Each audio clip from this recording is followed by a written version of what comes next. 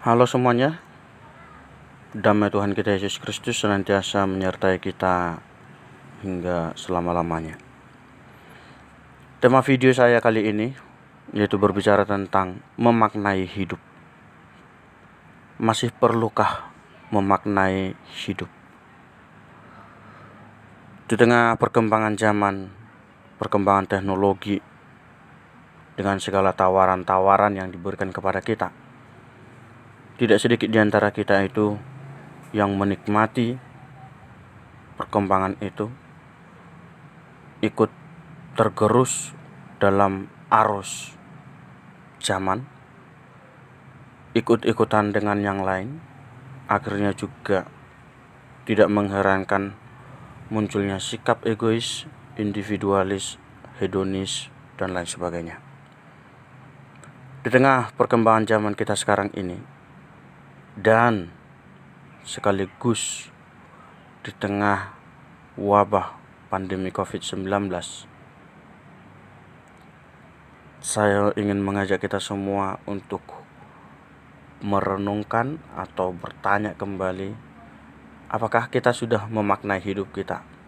Masih perlukah memaknai hidup ini?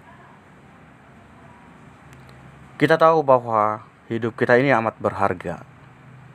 Karena itu kita selalu berusaha mempertahankan hidup. Kalau kita sedang sakit atau terancam, atau mungkin lagi sakit karena berbagai macam sebab, kita akan selalu berusaha mempertahankan hidup dengan berbagai cara. Misalnya dengan meminum obat, perawatan, jaga jarak, membersihkan diri, rajin membersihkan tangan, dan lain sebagainya. Setiap kita pasti menjunjung tinggi kehidupan. Dalam Matius 8 ayat 37 dikatakan, apa gunanya seseorang memperoleh seluruh dunia tetapi kehilangan nyawanya? Apa yang dapat diberikan sebagai ganti nyawanya? Tidak ada. Kekayaan seluruh dunia tidak sebanding dengan hidup. Orang akan selalu memberikan segala yang dipunyainya ganti nyawanya, tetapi ia tidak akan berhasil mempertahankan nyawanya. Walaupun hidup kita berlimpah harta, namun hidup kita tidak terdapat dalam kekayaan. Injil Lukas 12 ayat 20 mengingatkan kita, hai orang bodoh, malam ini juga jiwamu akan diambil daripadamu, dan apa yang telah kau sediakan, untuk siapakah itu nanti? Hidup ini amat berharga, namun kita tidak berkuasa atasnya. Hidup ini memang misteri. Dia ada, namun sekaligus tidak ada di dalam tangan kita.